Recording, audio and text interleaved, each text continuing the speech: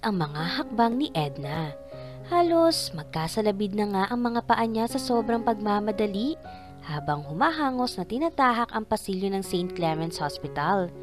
Kani-kanina lang ay nakatanggap siya ng tawag mula sa head nurse ng ward na kinaroroonan ni Tita Minerva o Tita Mins ang nakagawian na niyang itawag dito. May matalik na kaibigan si Tita Mins, si Judge Romano Madrigal. Retirado na ito sa pagiging hukom at mula nang tumigil ito sa serbisyo ay inilaan na nito ang panahon sa pagkakawang gawa. Ang cancer ward ng St. Clement's Hospital ang madalas na makatanggap ng tulong mula sa charity organization na pinamumunuan nito. Kaya nang magkasakit ng cancer sa ovary si Tita Mins ay doon na ito nagpagamot.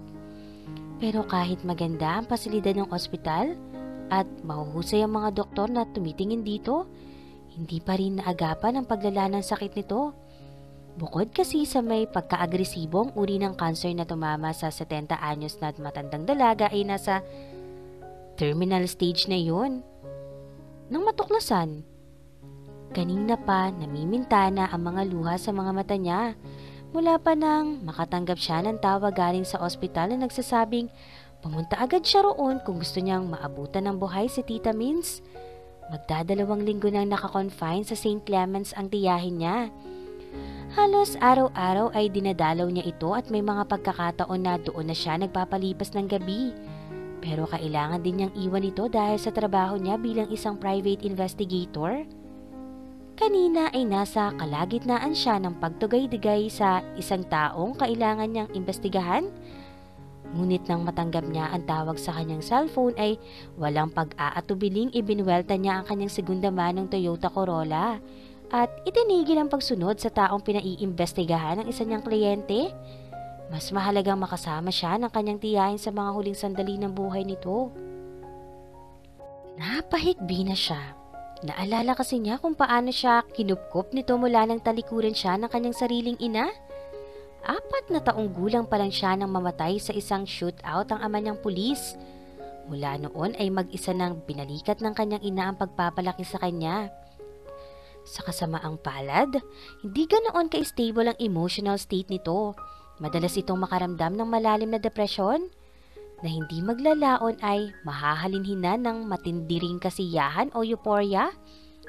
Manic depressive ang tawag ng mga psychiatrist sa sakit na iyon at sa katagalan ay nawalan na ng kakayahang mamuhay ng normal ang ina niya. Lalo pang lumala ang estado nito nang maging teenager na siya. Hanggang sa isang araw ay dalhin na lamang siya nito sa bahay ng nakatatandang kapatid nito, si Tita Minerva, na dating guro sa isang pampublikong paaralan at iniwan siya rito. At pagkalipas ng ilang linggo ay nabalitaan niyang dinala na ito sa National Center for Mental Health. Mula noon ay si Tita Mins na ang tumatayong ina niya. At least, she tried to be a mother to her. Aminado naman ito na hindi ito marunong maging ina, lalo at hindi nito naranasan na magkaroon ng sariling anak. Ngunit dahil dito, kahit paano ay nagkaroon ng estabilidad ang mundo niya. Tita Mins provided her life some structure, which she never had while she was living with her mother. Ito rin ang sumupil sa pagre-rebelde niya na bukod sa tipikal sa mga kabataang nasa gulang niya ay siya na rin naging bunga ng walang direksyong pagpapalaki sa kanya ng inay niya. She lived with Tita Mins for 10 years at nitong nakaraang taon lang siya pumukod dito. Ang idinahilan niya rito ay para mapalapit siya sa kanyang mga pinagtatrabahuhan, ngunit ang totoo ay ayaw niyang masyado ito mag-alala sa kanya. Bilang isang private investigator, may mga panahong nalalagay sa alanganin ng kanyang kaligtasan at ayaw na niyang masaksihan pa nito iyon. Nang malaman niyang may cancer ito, ay iminungkahin niyang babalik ulit siya sa bahay nito para alagaan ito. Independent to her aunt, insisted that she should not make any changes in her life just because of her illness. Halos 2 buwan lang ang lumipas mula noon ay nagsimula na ang paglabas-masok nito sa St. Clement's Hospital. And now, it seemed like her aunt's end was almost at hand. Nakatayo na siya noon sa labas ng pinto ng cancer ward. Bago siya pumasok ay Tinuyo muna niya ng panyo ang kanyang mga mata. Patid niyang hindi nito ay kasisiya na makitang iniiyakan niya ito. Ito ang tipo ng taong hindi komportableng magpakita ng malalim na emosyon. In fact, she couldn't remember a time when her aunt told her she loved her. Nararamdaman lamang niya ang pagmamahal nito sa kanya sa pamamagitan ng pag-aaruga at pagsubaybay nito sa kanya. Humugot siya ng malalim na hininga. Saka itinulak pabukas ang pinto. Maliban kay Tita Minz ay walang ibang pasyente sa cancer ward na mga sandaling yun. Natanaw agad niya ang tiyahin. Nasa tabi ng kama nito ang isang nurse na tila katatapos ng gumawa ng adjustment sa IV line nito. Nagpapahinga siya pero gising siya. Sabi ng nurse sa kanya, sa madalas na pagpunta niya sa naturang ospital ay kilala na siya ng mga nurse na naka-assign sa ward na yon. Pwede mo siyang kausapin kung gusto mo. Salamat, sagot niya. Ngumiti ito, saka siya iniwan. Umupo naman siya sa silyang katabi ng kama. Ilang sandaling pinagmasdan lamang niya si Tita Minz. Napakalaki na ng ipinayat nito. Ang dating maautoridad na maestra ay isa ng hukot at nangunguluntoy na figura ngayon sa kamang wari ay pagkalaki-laki para dito. Parang may nagbara sa lalamunan niya at muli ay nagbantang umagos ang kanyang mga luha. Ngunit bago pa mangyari yun ay nagmulat ito ng mga mata. Kahit halatang hirap ito ay ngumiti ito nang makita siya. Ilang beses ko bang sasabihin sa'yo na hindi dapat lumiliban sa trabaho mo? Paninita pa nito bagaman kitang-kitang hirap ito sa pagsasalita. Wala akong trabaho ngayon, tita. Sagot niya. Umingos ito, isang pahiwatig na hindi ito naniniwala sa kanya. Ganoon na ang kananiwang reaksyon nito sa kanya noon pa man, kapag nangangatwiran siya na halatang mali naman. Papatawarin na kita sa pagkakataong ito. May mahalaga akong sasabihin sa'yo. Tita, magpahinga na muna kayo. Giit niya. Pakiwari niya ay nasasaidan lakas nito sa tuwing magsasalita ito. Saka na ako magpapahinga. Mas mahalagang makahingi ako ng tawad sa'yo. Wala kayong dapat ihingi ng tawad sa akin. Ako pa nga ang malaki ang atraso sa inyo. Naging sakit ako ng ulo ninyo at naayos mo ang buhay mo. Sapat na yun sa akin. Pero ako, malaki ang pagkukulang ko sa'yo. Hindi, Tita Minz. Naging napakabuti ninyo sa akin. Tutol niya. Makinig ka muna. Mariing utos nito. Pagkuhan ay ilang ulit itong huminga, wari ay kinakapos ng hangin dahil sa matagal-tagal na pagsasalita. May ipagtatapat ako sa'yo. Sana'y pagkatapos mong marinig yon, mamatawad mo ako. Sunod-sunod na pagsinghap nito ang naging kasunod niyon.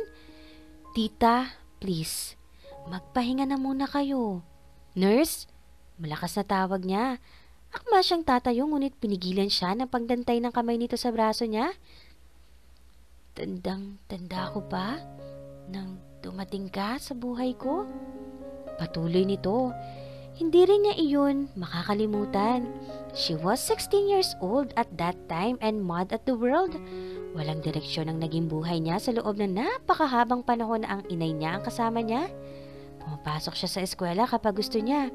Kung ayaw naman niya ay tumutuloy siya sa mall o kung saan man. Maisipan ng mga kaibigan niya, walang nagawa ang kanyang ina at kadalasan ay wala itong pakialam. Pakiramdam niya noon ay walang nagmamahal at walang nakakaintindi sa kanya, maliban sa kanyang mga kaibigan. Mga kaibigan na sa kalaunan ay natuklasan niyang wala ring direksyon ng mga buhay. Palibhasa ay magulo rin ang mga pamilyang pinagmulan. Nang ihayag ng kanyang ina na hindi na siya kayang subaybayan nito, ay ipapaalaga muna siya sa kapatid nito. Lalong naghimagsik ang kanyang kalooban. Determinado siyang gawing impyerno ang buhay ng kung sino mang kukup-kup sa kanya? Tita Mins took everything she had to give, and more. Siguro ay dahil sa karanasan nito sa pagtuturo, nagawa nitong sawatin ang pagrerebelde niya sa pamamagitan ng pinagalong kamay na bakal, at animo ay walang hanggang pang-unawa. In the worst of times as in the best of times, Tita Mins was consistent in the way she treated her. This gave Edna the security that had been lacking in her life before. Gusto ko kayong pasalamatan, tita. Usal niya, ang laking pagbabago na nagawa ninyo sa buhay ko. Huwag mo, sana akong kasuklaman. Paano ko naman kayo kasusuklaman? Mahal na mahal ko kayo, Tita Mins. Banayad na ikinulong niya ito sa kanyang mga bisig.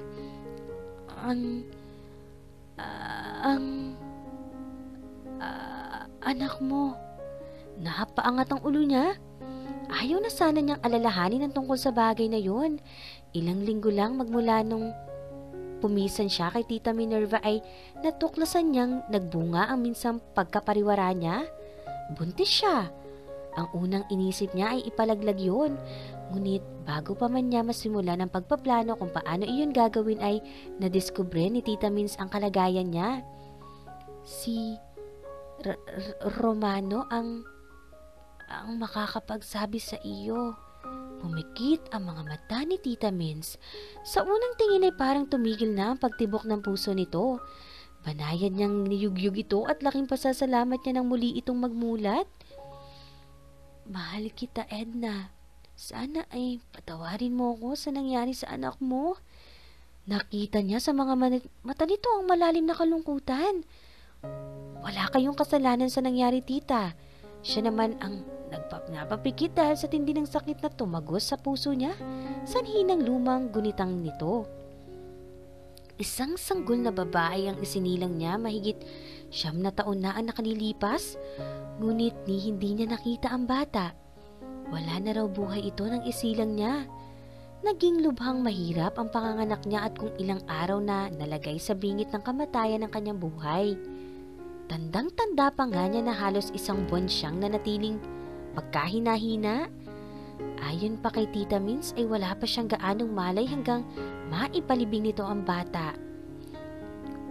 Marami akong kasalanan. Giit nito. Ang totoo ay muli itong napahingal sunod-sunod at sa dakong huli, malamang ay napagtanto nitong hindi nasasapat ang lakas nito para sa kung anumang ipagtatapat nito sa kanya. Kausapin mo si Romano. Siya ang susi sa katotohanan. Iyon lang at muling pumikit ang mga mata nito upang hindi na magmulat kailanman. Maya-maya ay isa-isa nang nagpaalam kay Edna ang mga bisita hanggang sa tanging si Judge Romano Madrigal na lamang ang naiwan. Matagal na itong kaibigan ni Tita Mins. Wala siyang ideya kung kailan nagsimula ang pagkakaibigang iyon. Basta, nang dumating siya sa bahay ng tiyahin niya ay madalas ng bisita nito ang hukom. Ito ang tumayong surrogate father niya. Ginampanan nito ang ilan sa mga tungkulin na kalimitang nakaatang sa balikat ng isang ama. Like Tita Minerva, he guided her through the rough and turbulent waters of her teenage years. Nang gumanda na nga ang ugnayan nila ng kanyang tiyahin ay madalas niyang tuksohin ito kay Judge Madrigal.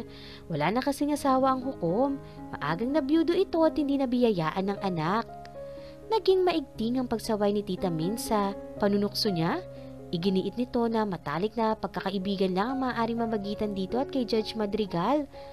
And it was indeed a close and loving friendship she witnessed between the two. Kahit nga siya ay napalapit na rin sa hukom, pero ngayon ay mukhang masusukat niya ang tibay ng pagmamahal na ayon dito ay inilalaan nito sa kanya na katulad ng sa isang tunay na anak. Kung anumang tulong ang kailangan mo ay sabihin mo lang sa akin, Edna. Ani Judge Madrigal, bahagyang nabasag ang tinig nito. Kinakitaan din niya ng pangislap ang mga mata nito na sanhi marahil na mga luhang nagtatangkang sumungaw sa mga iyon. Humugot siya ng malalim na hininga. Mula mamatay si Tita Minerva ay naging palaisipan sa kanya mga huling katagang binitawan nito. Mga katagang may kinalaman sa batang isinilang niya mahigit 9 na taon na ang nakalilipas. Taon-taon niyang ipinagluluksa ang pagyao ng anak na ilang minuto lang umano ang itinagal sa mundo.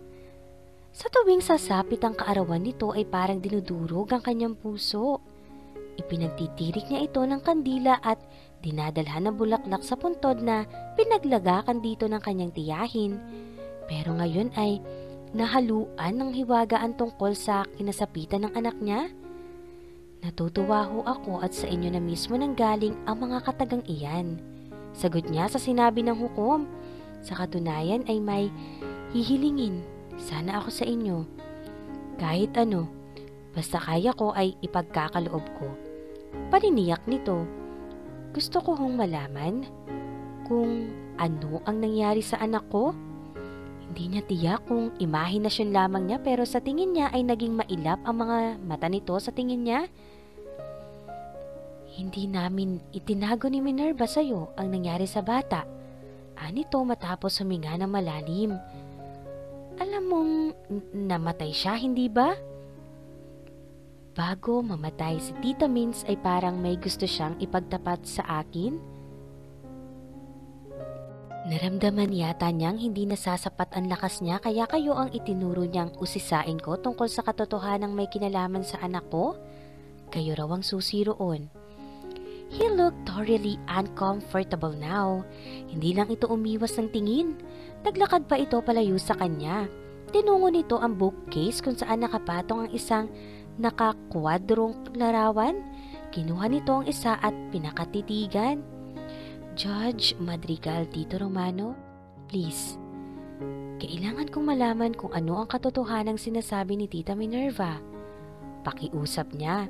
Ilang sandaling nanatiling nakatunghay lamang ito sa nakakwadrong larawan.